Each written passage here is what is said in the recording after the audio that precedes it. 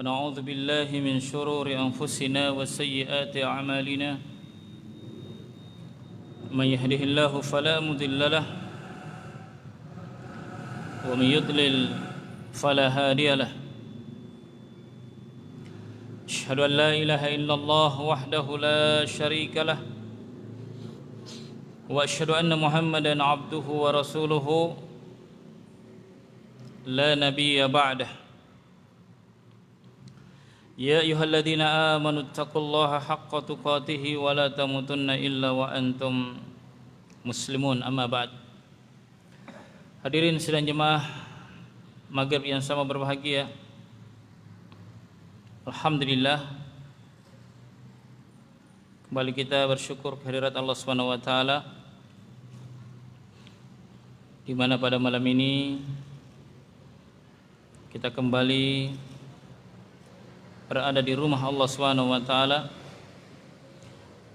Kita masuk ke dalam masjid ini dalam rangka beribadah kepada Allah Subhanahu wa taala, mencari kebaikan. Salawat dan salam senantiasa tercurah kepada Nabi kita Muhammad sallallahu alaihi wa alihi wasallam, yang mana Nabi sallallahu alaihi wasallam menyamakan orang yang belajar agama, menuntut ilmu seperti orang yang berjihad di jalan Allah Subhanahu wa taala. Nah, orang menuntut ilmu itu orang berjihad. Dia berjalan, dia luangkan waktunya, dia fokuskan pikirannya, dia siapkan jiwanya mendengarkan kalam-kalam Allah Subhanahu wa taala atau petunjuk Rasulullah sallallahu alaihi wa alihi wasallam. Itu sebuah mujahadah, sebuah jihad. Mujahid yakni berjihad untuk mentaati Allah Subhanahu wa taala. Menuntut ilmu agama bagian dari melaksanakan atau merealisasikan perintah-perintah Allah Subhanahu wa taala. Nah, Nabi sallallahu alaihi wasallam bersabda, al-mujahid, mujahid itu adalah man jahada nafsahu, orang yang sungguh-sungguh mendidik jiwanya, bersungguh-sungguh mengarahkan dirinya untuk apa? Menjahada nafsahu fi taatillah, dalam mentaati Allah Subhanahu wa taala. Maka duduknya kita di sini sebagai seorang yang bermujahadah. Hidayah dengan mujahadah itu sangat terkait, erat hubungannya. Siapa yang ingin mendapatkan hidayah, Allah ingin tambah hidayah baginya, hendaklah dia tingkatkan mujahadahnya. Allah Subhanahu wa taala berfirman, walladzina jahadu fina, dan orang-orang yang berjihad di jalan kami, lanahdiyannahum subulana, niscaya kami akan berikan mereka petunjuk kepada jalan-jalan kami. Subhanallah.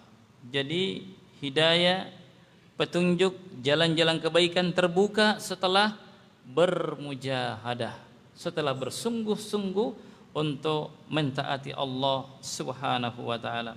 So sekalian saya hormati dan saya cintai karena Allah, kembali kita lanjutkan materi kita, yakni kitab Min Ba'di Fawaid Suratul Fatihah, yang isinya menjelaskan tentang faidah-faidah, kandungan-kandungan makna yang ada di dalam Suratul Fatihah. Saudara sekalian, telah berlalu bersama kita 3 ayat. Alhamdulillahirabbil alamin, kemudian Ar-Rahman Ar-Rahim, dan Maliki Yaumiddin. Nah, sedikit murojaah, sedikit mengulang. Alhamdulillahirabbil alamin, apa kandungannya? Mencintai Allah Subhanahu wa taala. Kalau benar cara kita membaca ayat ini, merenungkan maknanya, mentadabburi ayat-ayatnya, akan bertambah cinta kepada Allah. Itu yang benar. Kehadirkan saat kita membaca alhamdulillahirabbil alamin, kecintaan kepada Allah, teringat akan kebaikan Allah, teringat akan rahmat Allah Subhanahu wa taala. Kan seorang muslim ketika tertimpa penyakit itu rahmat Allah, jemaah. Rahmat semua itu, kebaikan semua itu. Kata Ibnu Qayyim, sekiranya bukan karena penyakit menimpa manusia, maka manusia akan tertimpa penyakit ujub, penyakit sombong, tidak tahu diri. Ketika dia sakit, dia tahu kadar dirinya. Oh, ternyata saya lemah, saya tidak berdaya, saya nggak ada apa-apanya. Itu akan membersihkan jiwa seorang hamba. Belum lagi gugurnya dosa-dosa dan maksiat-maksiat yang dia kerjakan. Maka seluruhnya adalah kebaikan. Seorang muslim terus dia memuji Allah Subhanahu wa taala dalam seluruh keadaannya, dan itu akan mengantar dia semakin mencintai Allah Subhanahu wa taala. Demikian pula di ayat yang kedua Ar-Rahman Ar-Rahim, apa kandungannya? Sekalian, berharap kepada Allah. Ada berapa jenis harapan? Ada 3, ya. Kalau cinta ada berapa? Ada 4, ya kan? Nah, sekarang Maliki Yaumiddin, yang menguasai hari pembalasan. Apa kandungannya kemarin? Ya. Apa yang tergambar? Maliki Yaumiddin, yang menguasai hari pembalasan. Yang jangankan manusia, malaikat saja tidak mau berbicara. La yatakallamun, tidak ada yang berani berbicara di hadapan Allah. Illa man adina rabbahu, illa man adina, ya, apa lanjutannya? Illa man adina, illa man adina ar-Rahman wa qala sawaba. Pada hari itu jemaah, tidak ada yang berani berbicara. Malaikat pun takut kepada Allah. Wajah rabbuka wal malaku saffan saffa. Pada hari itu datang Rabb kalian dan bersama dengan para malaikat dalam keadaan berbaris-baris. Waji'a yauma idzin bi jahannam. Pada hari itu didatangkan neraka Jahannam. Apa yang tergambar kira-kira? Rasa takut kepada Allah. Teringat dosa-dosa kita. Yang kecil teringat semua, apalagi yang besar-besar. Sekarang kita masih lupa dosa ya. Apa dosa tadi ya? Sama kalau orang melanggar, tiba-tiba dipanggil sama bos, langsung teringat semua. Ih, tadi saya melanggar, kemarin saya melanggar ini. Oh, bulan lalu saya melanggar itu. Teringat semua. Maka saat membaca ayat ini jemaah sekalian, bayangkan kita sedang berhadapan dengan Allah, berdiri di hadapannya, tertunduk malu dan hina akan dosa-dosa yang kita lakukan. Itulah hari yang pasti terjadi, yang setiap hamba akan berdiri di hadapan Allah Subhanahu wa taala, yang hari itu tidak akan bergeser kaki seorang hamba sebelum dia ditanya tentang 4 hal. Apa itu? Umurnya, masa mudanya, ilmunya, dan hartanya dari mana dan dikemanakan. Hari itu setiap orang dibalas sesuai dengan hasil usahanya. Ada rasa takut kepada Allah Subhanahu wa taala. Ini telah kita terangkan beberapa ayat ya di pertemuan yang lalu, yang seyogianya saat kita membaca ayat-ayat itu semestinya bertambah rasa takut kepada Allah Subhanahu wa taala.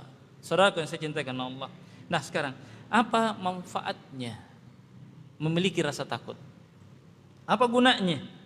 Ya.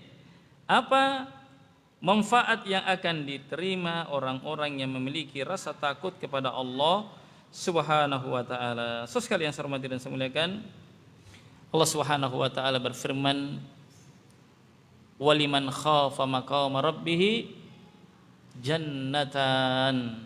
Subhanallah. Waliman khafa maqama rabbih.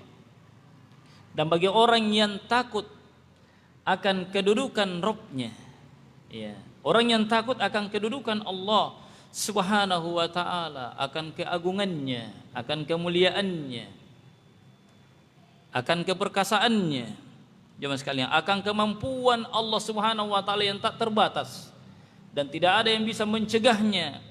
Jika dia ingin mengazab satu kaum, dia takut akan kedudukan Allah yang begitu sangat mulia, sehingga dengan rasa takut itu dia pun meninggalkan dosa dan maksiat.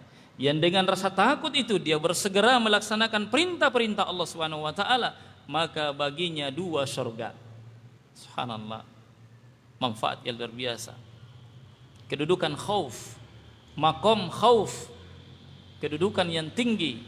Ya sekalian, seorang mukmin dalam perjalanannya kepada Allah, dalam hubungan ubudiyahnya kepada Allah Jalla Jalaluhu, dia harus memiliki kedudukan yang mulia ini, kedudukan khauf.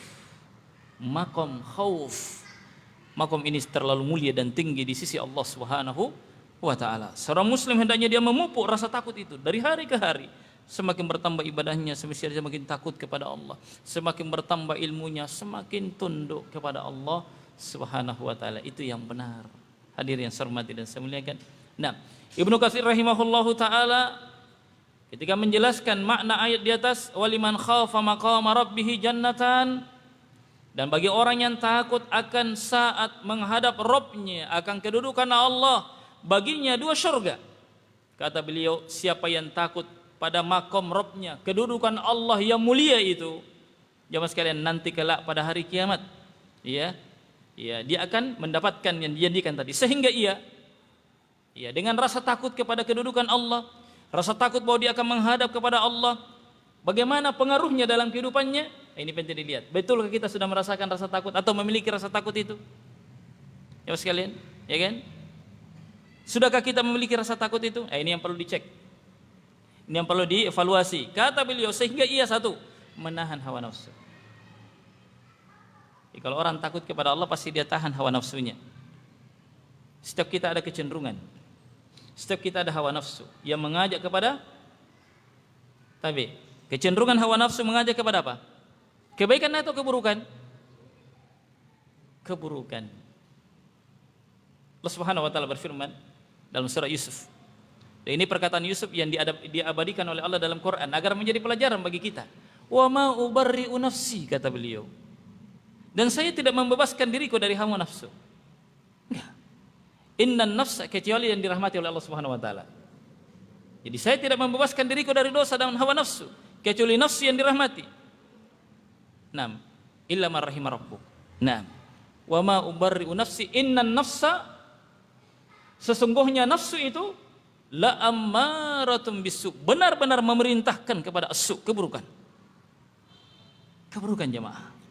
Tidak pernah berhenti. Pertama dihalangi berbuat baik. Ini nafsu. Sabar berbuat baik dibuat tidak maksimal. Enggak usah, yang penting sholat kau. Ya kan? Mana mau kila. Allahu Akbar. Baru takbir apa yang teringat? Kunci motor yang hilang 1 minggu yang lalu teringat. Anjo yang ku boli. Situ saya simpan. Wah, itu sepanjang sholatnya itu diingat. Kenapa saya tidak ke sana? Kenapa saya 1 minggu diingatkan? La ilaha illallah. Sehingga dibuat buru-buru dalam sholat. Setelah selesai sholat tidak juga. Dilupa lagi kembali tadi kunci yang diingat. La ilaha illallah. Ini hawa nafsu. Dibuat cepat. Hatta kita melakukan kebaikan dibuat bagaimana kebaikan, ketaatan tidak maksimal. Kalau bisa dibuat batal, kalau tidak bisa dibikin batal, dibuat kurang nilainya. Ini nafsu jamaah. Sudah bersedekah, masya Allah, dimunculkan lagi perasaan bangga. Tidak jadi di masjid kalau bukan saya, nah. Kalau perlu ganti namanya di masjid dengan nama saya, misalnya contoh ya. Jangan. Soal ini nafsu tidak berhenti. Betul-betul memerintah kepada yang buruk.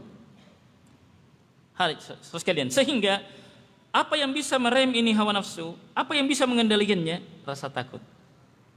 Takut kepada Allah. Jangan deh, sia-sia amalan saya, tidak sah.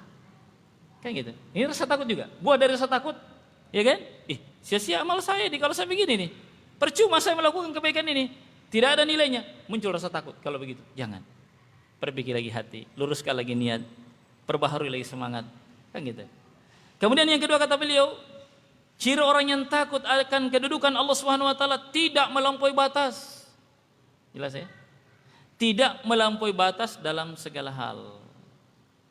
Tidak berlebih-lebihan dalam segala hal. Dalam beribadah dia tidak melampaui batas, sebatas yang diperintah saja, enggak lewat kurang. Itu orang yang menahan hawa nafsu. Hawa nafsu itu banyak macamnya Pak ya, banyak modelnya. Contoh ini, yang dikira ibadah itu kadang tidak disusupi hawa nafsu, disusupi Pak.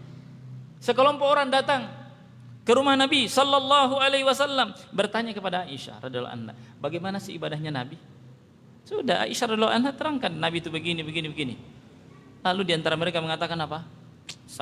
Siapa kita ini dibanding Nabi?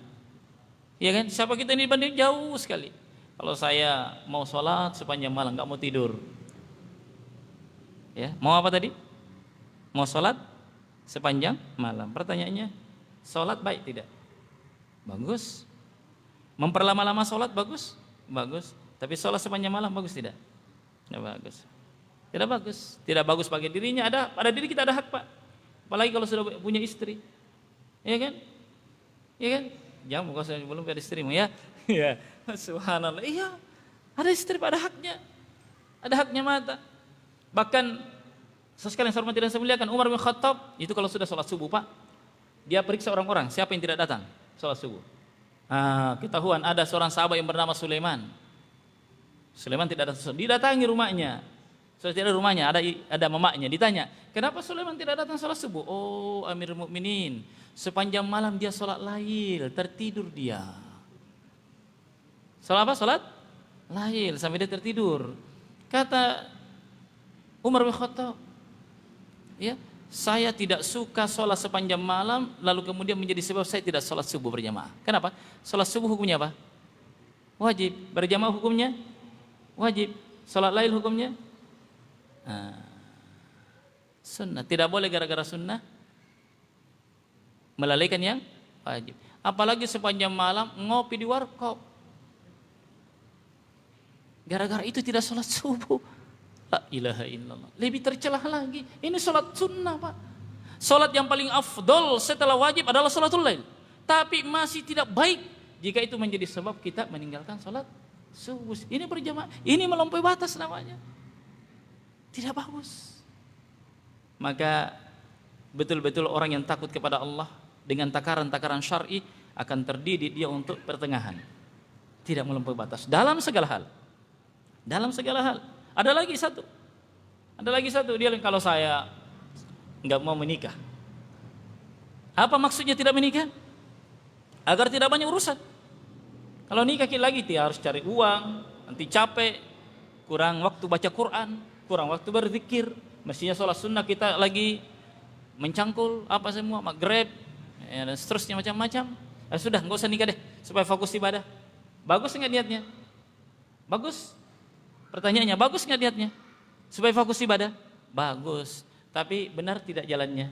Tidak benar. Ini melampaui batas. Allah tidak suka yang melampaui batas. Ya sekalian. Yang satu lagi, kalau saya, apa lagi satu? Ada yang ingat? Satunya, saya akan puasa sepanjang hari, nggak mau buka, nggak ada hari berbuka. Maksudnya semua hari puasa semua. Ramadan, tidak Ramadan, semuanya. Kecuali hari-hari yang dilarang tentu ya, sahabat paham itu. Ya sekalian, didengar oleh Nabi ucapan-ucapan mereka ini. Nabi khutbah, saya adalah orang yang terbaik di antara kalian, orang paling bertakwa di antara kalian. Tapi saya bangun juga tidur, saya menikahi wanita-wanita, saya juga berbuka dan saya berpuasa. Siapa yang benci sunnah saya ini bukan umat saya. Siapa yang benci ini, jalanku ini, bahwa saya bangun, sholat juga, jangan juga tidur sepanjang malam, ya kan? Salah juga. Jauh sekalian, seperti itu. Ya pertengahan. Nah orang yang takut kepada Allah ini terukur dia. Oh ya jangan. Ini tentunya takut ini dengan aturan syar'i. Oh ini tidak boleh lewat ini. Seperti ini saja. Nah, ini nih rasa takut kepada Allah Subhanahu wa taala. Baik. Kemudian ciri yang ketiga orang yang takut itu adalah tidak mementingkan urusan dunia. Tidak lebih mementingkan urusan dunia dari akhiratnya. Dia tahu. Orang berakal, orang yang cerdas itu Pak, kata Ibnu Taimiyah, bukan sekedar orang yang tahu mana baik mana buruk, bukan sekedar itu. Orang yang cerdas itu ketika diperhadapkan dua kebaikan, dia tahu mana yang terbaik dari yang baik. Iya kan? Lagi transaksi, Masya Allah, jual beli, sedikit lagi terdengar azan, Allahu Akbar, Allahu Akbar, ada transaksi akhirat. Mana yang dahulukan? Tidak, ini masih panjang waktu. Kan bisa dimasbuk. Gak apa-apa dimasbuk, ya kan? Ingat, kalau sudah mulai urusan sholat di bawah begini, akan payah yang lainnya, ya sekalian. Siapa yang suka terlambat untuk urusan sholat ini, maka jangan dia sesali kalau dia terlambat keluar dari neraka, waliyadzubillah, atau terlambat masuk surga. Lebih halus mungkin kalau bilang terlambat masuk surga ya. Itu orang yang terlambat masuk surga boleh jadi terlambat masuk neraka sehingga terlambat masuk surga. terlambat keluar dari neraka sehingga terlambat masuk surga. Jemaah sekalian, banyak faktor ya. Nah, ada juga orang terlambat masuk surga bukan karena dia di neraka, tapi karena dihisabnya panjang sekali, lama sekali. Sekalian, jadi orang yang takut kepada Allah tahu dia mana yang lebih utama dari yang utama. Itu orang yang cerdas, kata Ibnu Taimiyah. Demikian pula bukan sekedar tahu ini buruk, tapi dia tahu ini yang terburuk dari yang buruk. Sehingga ketika dia harus disuruh memilih dari dua jalan ini, dua-duanya buruk, tidak boleh tidak, harus dilakukan salah satunya, maka dia pandai memilih yang paling sedikit keburukannya.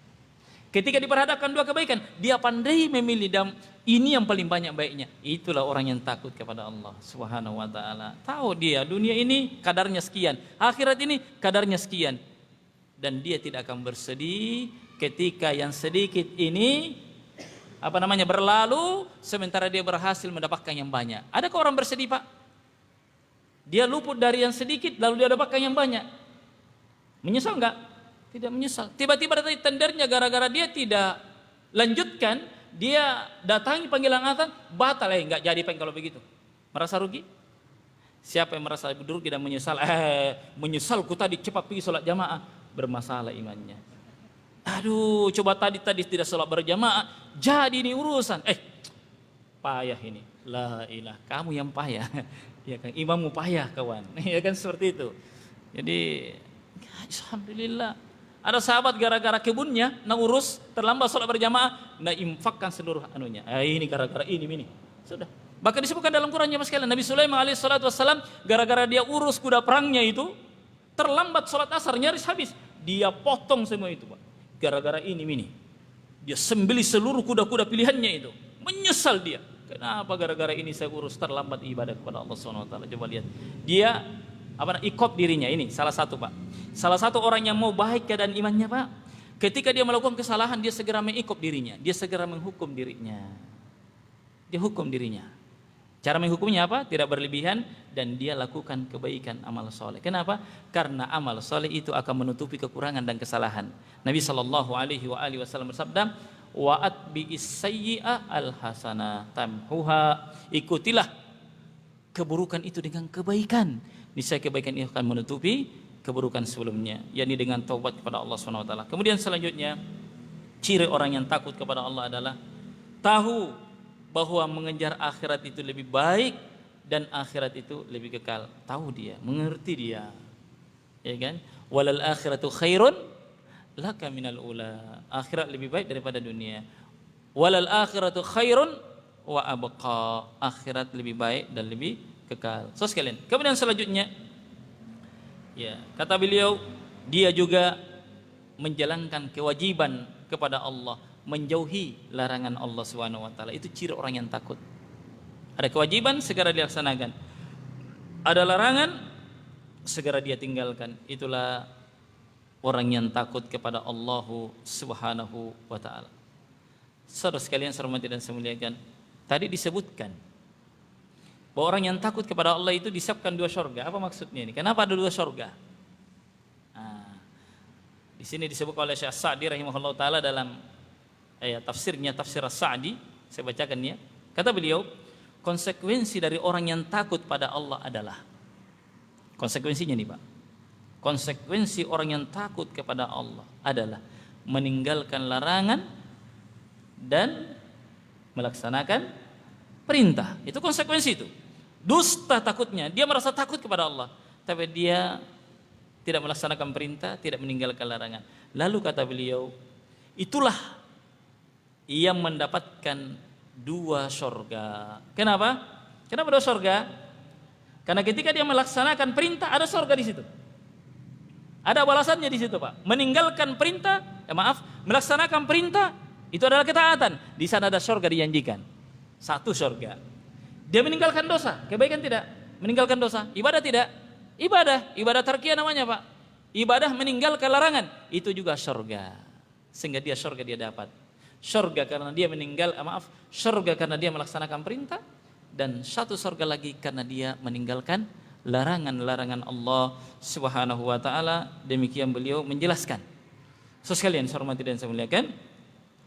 Ya, ini terkait apa tadi? Al-khauf, takut kepada Allah Subhanahu wa taala. Sekarang Bagaimana caranya memupuk rasa takut ya?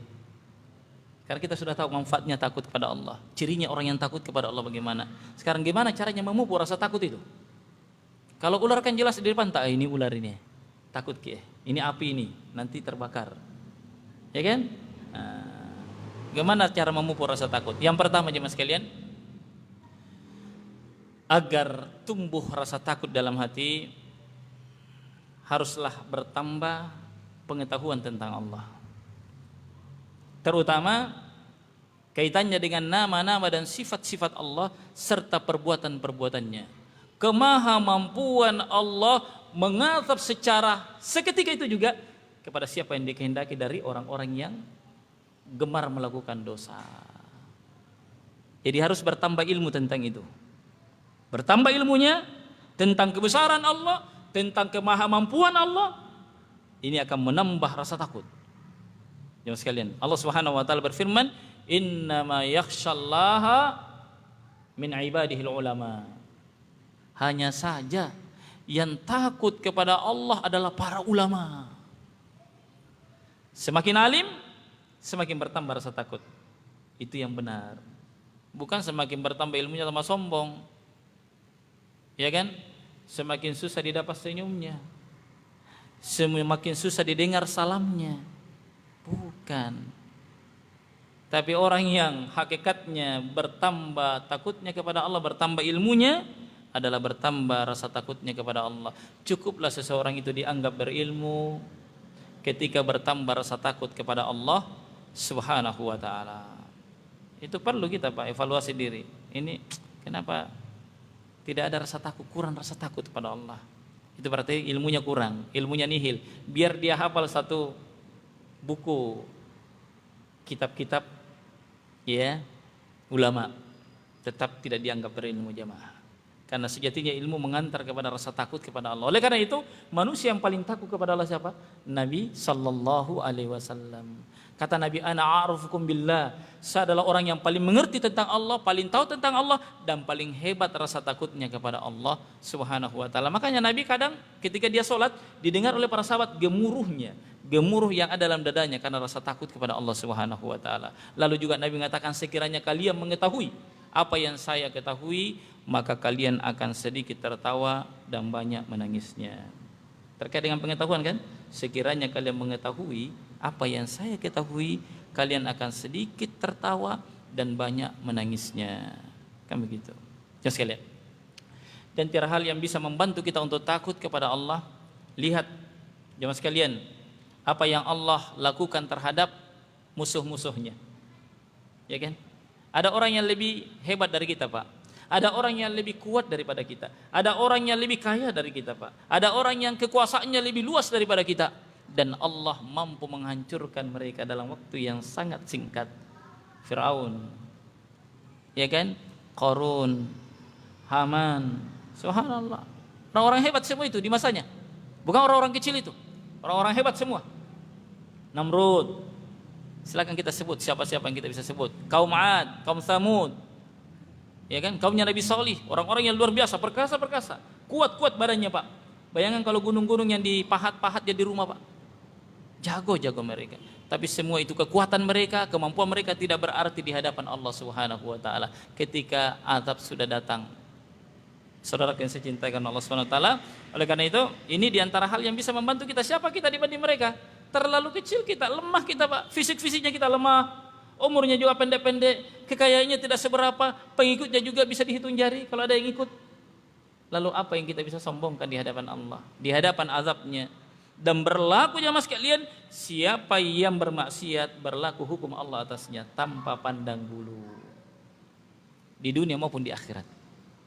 Ini yang bisa bayangkan, Pak. Kalau sementara kita bermaksiat turun musibah langsung mati, Pak, ini kan repot. Ini juga yang bisa menambah kita rasa takut, Pak.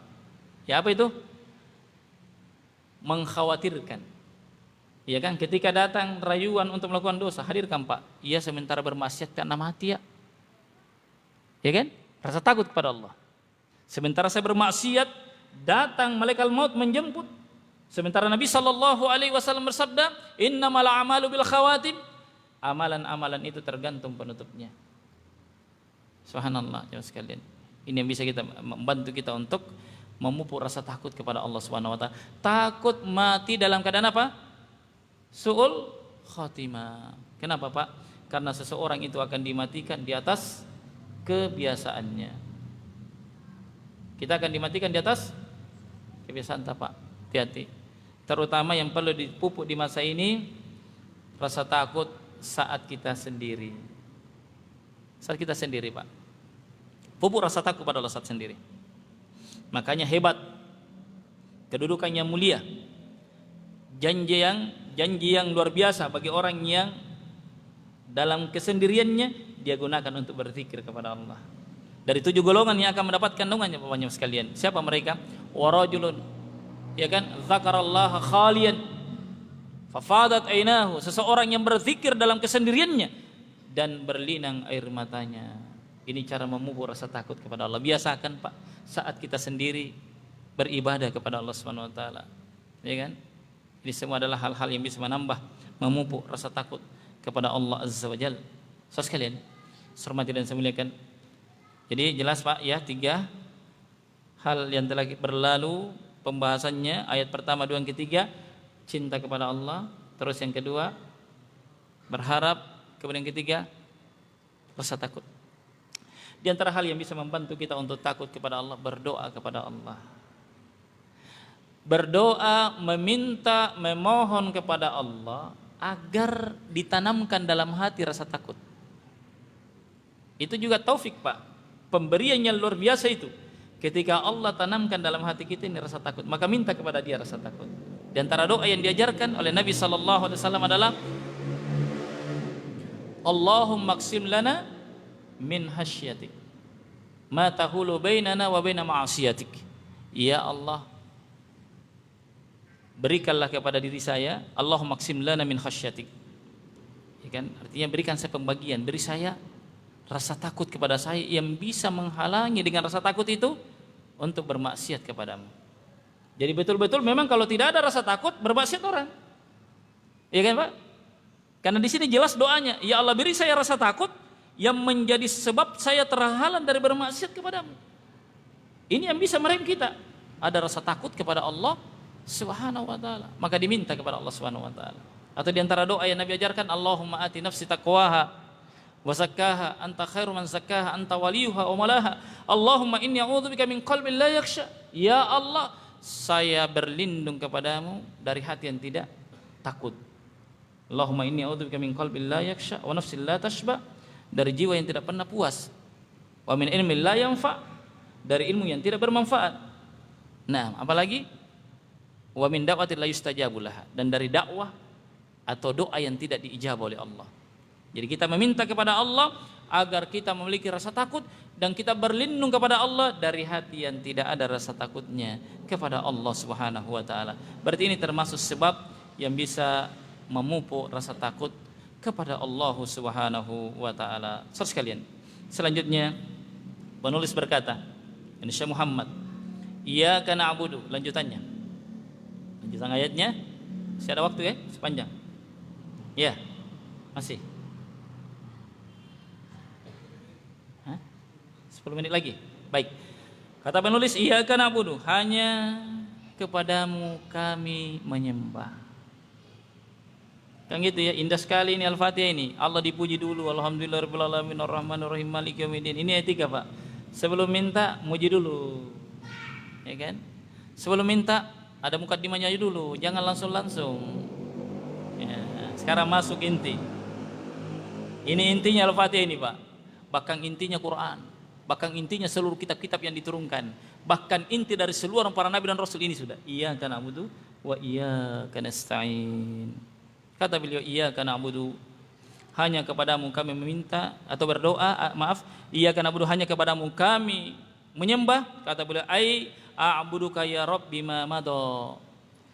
Maksudnya di sini adalah saya menyembahmu ya Rabb dengan apa yang telah disebutkan sebelumnya.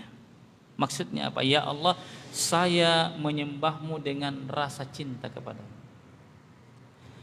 Yang mendorong saya beribadah kepadamu ya Allah karena saya mencintaimu.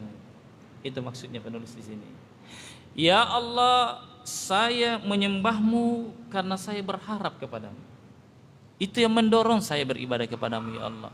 Rasa cinta kepadamu, rasa berharap kepadamu, berharap ingin berjumpa denganmu, berharap ingin memandang wajahmu di surga, berharap dengan hal-hal yang baik, termasuk berharap surga. Kemudian yang ketiga, ya Allah, saya menyembahmu karena saya takut kepadamu. Ya sekalian, kalau orang benar cintanya, kenapa cinta yang didahulukan? Kenapa cinta yang didahulukan? Alhamdulillahirrabbilalamin, yang dicinta. Karena kalau cinta benar akan ikut yang dua ini, Pak. Kalau cinta benar pasti berharap.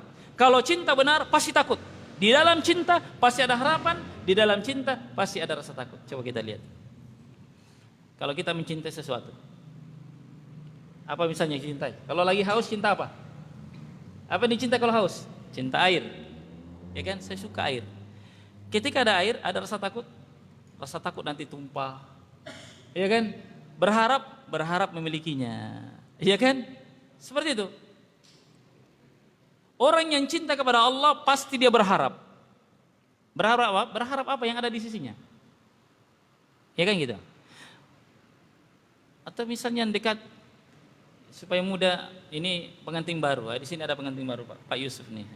Pak Yusuf baru saya pengantin, masya Allah. Sudah 2 istrinya. Maksudnya 2 kali menikah. Alhamdulillah. 2 kali dapat gadis lain dapat. Alhamdulillah, alhamdulillah. Pasti dia cinta istrinya, Pak. Pasti. Ketika dia cinta, dia berharap.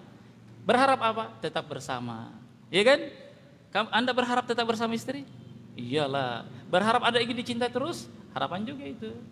Berharap dia tetap melayani Anda? Iya. Yang ketiga, di dalam cinta ada takut. Anda ada rasa takut sama istri? Takut apa? Takut berpisah. Takut jika dia mojo, ya kan? Takut jika dia pulang, minta pulang ke rumahnya misalnya. Pasti ada rasa takut itu. Di dalam cinta ada harapan, di dalam harapan ada takut. Kan seperti itu. Itulah 3 hal. Inilah inti ibadah, Pak. Disebut arkanul ibadah. Rukun-rukun ibadah yang tidak akan tegak dan tidak akan benar ibadah ini tanpa 3 hal ini. Ini luar biasa, Pak. Harus ada ini. Ibadah kita menjadi sangat dahsyat, menjadi sangat luar biasa, menjadi sangat tinggi nilainya ketika 3 hal ini ada pada ibadah. Walaupun ibadah itu sederhana. Walaupun ibadah itu sangat sederhana, tapi kalau ibadah itu disertai cinta, harapan dan takut kepada Allah, maka menjadi bernilai ibadah itu. Bahkan ibadah disebut ibadah ketika ada 3 ini. Kalau tidak ada bukan ibadah namanya. Tapi Pak, ketika tidak ada 3 hal ini bukan ibadah namanya. Kalau tidak ada 3 ini, cinta, harapan dan khauf kepada Allah Subhanahu wa taala. Nah, barakallahu fiik. Insyaallah taala kita lanjutkan di kesempatan berikutnya, kajian berikutnya. Allah Subhanahu wa taala menambah pemahaman dan ilmu dan semakin menambah rasa takut kita kepada Allah Subhanahu wa taala. Subhanakallahumma bihamdika nasyhadu an la ilaha illa anta wa nastaghfiruka wa natubu ilaik wa akhiru da'wana alhamdulillah. Assalamualaikum warahmatullahi wabarakatuh.